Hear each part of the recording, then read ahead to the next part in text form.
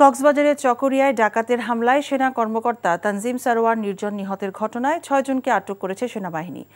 আর আন্তঃবাহিনী জনসংযোগ পরিদপ্তর আইএসপিআর এই তথ্য জানিয়েছে। আটককৃতরা হলেন বাবুল প্রকাশ, হেলাল উদ্দিন আনোয়ার হাকিম, আরিফুল্লাহ, জিয়াবুল করিম এবং মোহাম্মদ হোসেন।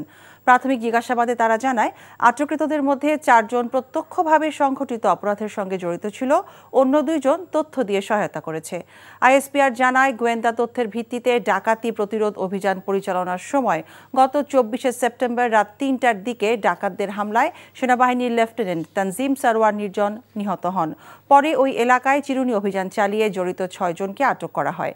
তাদের কাছ থেকে ২টি দেশীয় আগ্নেয়াস্ত্র, গুলি, হত্যাকাণ্ডে ব্যবহৃত একটি ছুরি, একটি পিকআপ এবং একটি মোটরসাইকেল উদ্ধার করা হয়েছে। কক্সবাজারের চকরিয়ায় ডাকাতের হামলায় সেনা কর্মকর্তা তানজিম সারোয়ার নির্জন নিহতের ঘটনায় ৬ জনকে আটক করেছে সেনাবাহিনী। আর আন্তঃবাহিনী জনসংযোগ পরিদপ্তর আইএসপিআর এই তথ্য জানিয়েছে। আটককৃতরা হলেন বাবুল প্রকাশ, হেলাল উদ্দিন আনোয়ার হাকিম, আরিফুল্লাহ, জিয়াবুল করিম এবং মোহাম্মদ হোসেন। প্রাথমিক জিজ্ঞাসাবাদে তারা জানায়, আটককৃতদের মধ্যে ৪ জন প্রত্যক্ষভাবে সংঘটিত অপরাধের সঙ্গে জড়িত ছিল, অন্য ২ জন তথ্য দিয়ে সহায়তা করেছে।